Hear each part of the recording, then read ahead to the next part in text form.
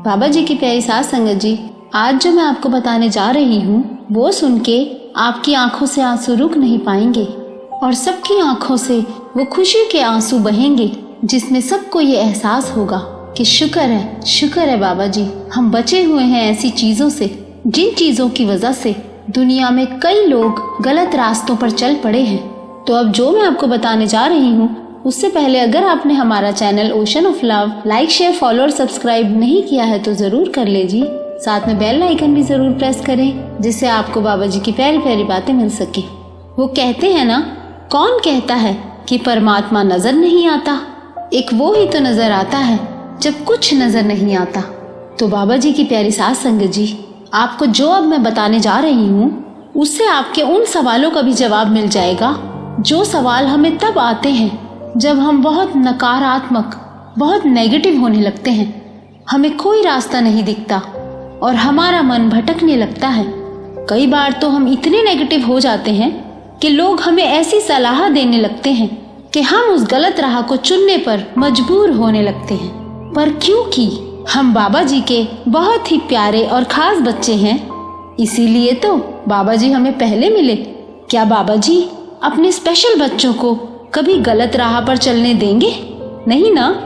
इसीलिए कितनी ही परेशानियां आ जाएं, पर हमें डगमगाना नहीं। ये परीक्षा ही हमें बाबा जी के और नजदीक ले आती है। और जब रब साथ हो तो पूरी कायनात एक तरफ और हम एक तरफ। कुछ गलत हमारे साथ हो ही नहीं सकता। बस ये डर निकाल दो कि परमात्मा से ऊपर भी कोई है क्या? नहीं है ना। हम क्यों डरते हैं? हम इसीलिए डरते हैं क्योंकि हम दुनिया को मालिक से बड़ा समझने लगते हैं। एक बार की बात है, एक राइटर हुआ करते थे। उनका नाम था सैयद प्रितपाल सिंह। उन्होंने अपनी किताब में ये सच्ची घटना लिखी है और उसमें ये लिखा है कि हजरत मोहम्मद साहब कुरान शरीफ में यह लिख कर गए हैं कि 900 साल बाद खुद अल्लाह साकार रूप से गुरु नानक जी के रूप में धरती पर आएंगे। अब सोचो जरा, कुरान शरीफ में गुरु नानक पातशाह जी का नाम उनके आने से पहले ही लिख दिया गया हो, परमात्मा के आने की आहट पहले ही लिख दी गई। तो सैयद प्रितपाल सिंह जी ने खुद लिखा कि जब वो छोटे थे तब उनके पिता राजा के दरबार में मांदरी का काम करते थे। मांदरी कहते हैं जो तंत्र मंत्र सिद्धियां प्राप्त करके किसी का भी नुकसान कर सकते हैं, कुछ भी कर सकते हैं। तो उसी राज्य में एक गुरसिख भी रहता था। बड़ा लंबा उच्चा, बड़ा नूर था चेहरे पर, ऐसा अट्रैक्शन जैसे उस रब की खूबसूरत नियामत हो। ऐसा नूर झलकता था, बड़ा ही सुंदर।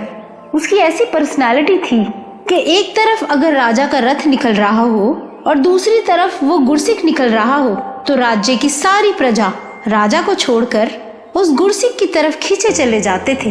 अब ये सब देखकर राजा को जलन होने लगी, जेलसी होने लगी कि मेरे होते हुए लोग मुझे तवज्जो ना देकर इस इंसान को देखते दौड़ पड़ते हैं। अब उस राजा की ईगो हर्ट हो गई। उसको लगा राजा तो मैं हूँ, लोगों को मेरा सत्कार करना चाहिए। साथ संगत जी, बड़े ओहदे पर जब कोई होता है ना तो उसको अहंकार आ ही जाता है। अब उस राजा के अंदर क्रोध इतना घर कर गया कि उसने उस गुरसिख को जान से मारने की ठान ली और अपने मांदरी से कहा कि मुझसे अब ये सब देखा नहीं जाता, इसीलिए इस सिख को मरवा देना चाहिए। देखो साथ संगत जी, कितने सालों पुरानी घटना है, लेकिन आज भी सब अपनी ईगो शांत करने के लिए गलत रास्ते अपनाकर किसी को भी नुकसान पहुंचाने से चूकते नहीं हैं। और जब हिसाब देने की बारी आती है तो फिर वो हिसाब दिया नहीं जाता। अब क्या हुआ, राजा ने अपने सलाहकारों से उस सिख को मरवाने की बात की। तो सलाहकारों ने समझाया कि अगर आप बिना किसी वजह के इस सिख को मरवाओगे तो सारी प्रजा आपके खिलाफ हो जाएगी और यही सोचेगी राजा तो बहुत ही बुरा आदमी है और फिर प्रजा बागी हो जाएगी। तो फिर वहां के मांदरी, जो कि सैयद प्रितपाल सिंह के पिता थे, उन्होंने राजा से कहा, आप चिंता मत करो, ये काम मुझ पर छोड़ दो, क्योंकि मांदरी का तो काम ही यही होता है, तंत्र मंत्र से किसी का भी बुरा कर सकते हैं। फिर उस मांदरी ने कहा, मैं ये खाने की चीज को तंत्र मंत्र करके आपको दूंगा, फिर आप ये उस गुरसिख को खिला देना, वो जीवित ही नहीं बचेगा। सैयद प्रितपाल सिंह उस वक्त छोटे थे तो उन्होंने खुद देखा कि उनके पिता काफी देर तक कुछ हाथ में रखकर मंत्र पढ़ते रहे। फिर राजा को जाके दे दिया कि उस सिख को किसी भी तरह खिला देना। तो राजा ने उस गुरसिख को खाने पर इनवाइट किया और साथ बैठकर उसको ये खिला दिया। जब वो सिख वहां से चला गया तो राजा ने सोचा कि अब तो ये मर ही जाएगा। पर कुछ दिन बाद जब राजा की सवारी फिर राज्य से निकली तो राजा ने उसी गुरसिख को जिंदा देखा और हैरान रह गया कि ये कैसे बच गया। तो राजा ने मांद्री को बुलाया कि ये तो मरा ही नहीं, कैसा मंत्र है तेरा, तुझे तो नौकरी से ही निकाल देना चाहिए। अब मांद्री घबरा गया। उसने कहा ये कैसे हो सकता है, इस बार मैं ऐसी मंत्र शक्ति पढ़ूंगा जो मेरे गुरु ने बताई है। मेरे गुरु ने बताया है कि ये मंत्र तब पढ़ना जब और सारे मंत्र फेल हो जाएं। अब की बार वो जरूर मर जाएगा। अब तो मांद्री पूरा दिन पूरी रात बिना खाए पिए मंत्र पढ़ता रहा, क्योंकि पहले तो नौकरी जाने का सवाल था और अब अगर राजा को गुस्सा आ गया तो वो तो फांसी की सजा सुना देगा। और अब मांद्री ने फिर वही मंत्र की हुई खाने की चीज राजा को दे दी और बोला ये चीज खाकर अब ये सिख नहीं बचेगा, क्योंकि इस बार मेरे गुरु की दी हुई विद्या का इस्तेमाल किया है मैंने। अब राजा ने फिर उस गुरसिख को खाने पर बुलाया और फिर वही चीज खिला दी। और फिर कुछ दिन बाद राजा ने फिर देखा कि वो गुरसिख फिर जिंदा घूम रहा है। ये कैसे हो सकता है। अब राजा बहुत क्रोधित हुआ। सैयद प्रतिपाल सिंह लिखते हैं कि मैं बहुत छोटा था जब मेरे पिता राजा के यहाँ मांद्री का काम करते थे। तो राजा जैसे ही सुबह सुबह मेरे घर अपने सैनिकों के साथ बड़े ही क्रोध में पहुंचा तो मेरे पिताजी ने मुझे पलंग के नीचे छुपा दिया। उन्होंने यह सोचकर छुपा दिया कि राजा का क्या भरोसा, इतने क्रोध में शायद वो सबको मार दे। अब राजा ने घर में घुसते ही उस मांद्री से कहा कि तेरी मंत्र शक्ति कोई काम नहीं करती, तूने मुझे मूर्ख क्यों बनाया, वो सिख तो फिर जिंदा घूम रहा है। तो वो मांद्री बोला ये कैसे हो सकता है, मेरा मंत्र ऐसे नहीं निष्फल हो सकता। अगर ऐसा हुआ है तो आप मुझे बेशक मार देना, पर उससे पहले मुझे उस गुरसिख से मिलना है, क्योंकि ऐसा हो ही नहीं सकता। जो मेरे गुरु की विद्या है वो अचानक फेल नहीं हो सकती। ऐसा क्यों हुआ कि ये सिख बार बार बच गया। अब राजा भी मान गया उसकी बात, क्योंकि वो भी हैरान था कि ऐसा क्या है इस सिख में जो ये बार बार बच जाता है।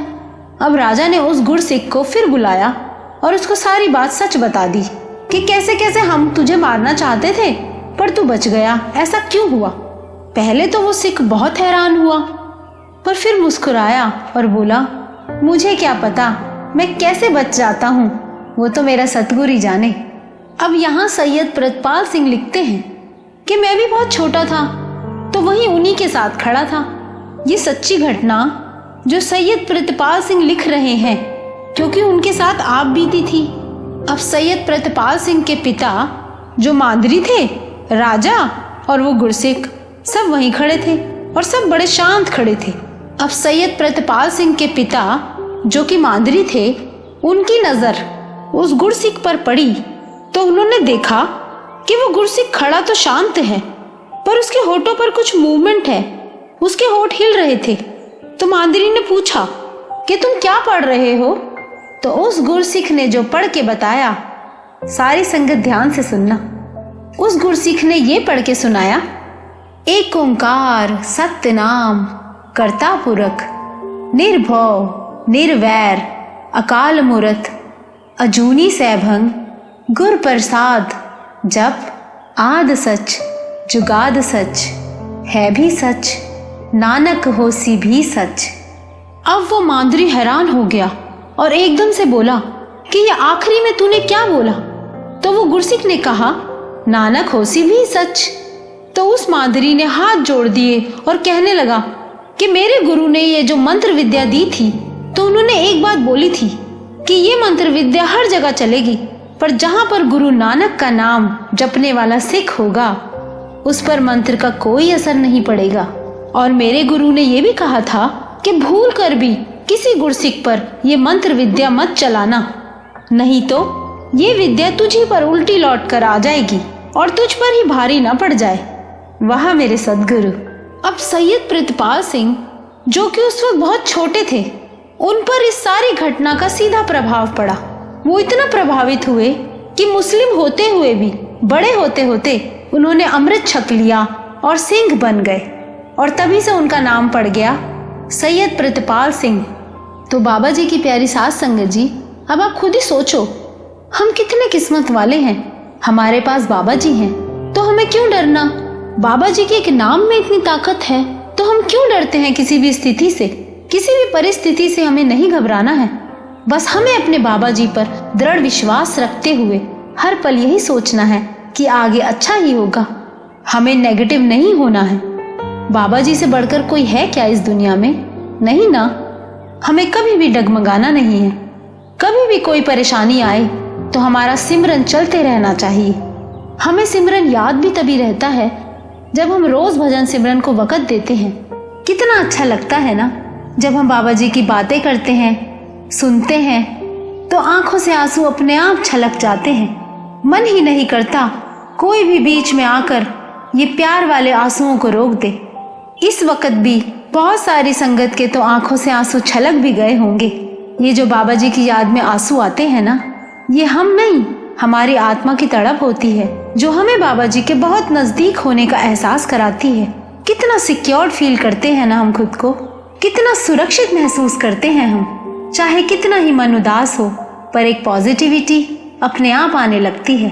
तो बाबा जी की प्यारी साध संगत जी, अगर आपको ये वीडियो अच्छा लगा हो तो लाइक जरूर करना जी, शेयर, फॉलो और सब्सक्राइब भी जरूर करना जी, और इस वीडियो को ज्यादा से ज्यादा शेयर करना जिससे बाबा जी की प्यारी संगत के पास ये बाबा जी की प्यारी प्यारी बातें पहुंच सके।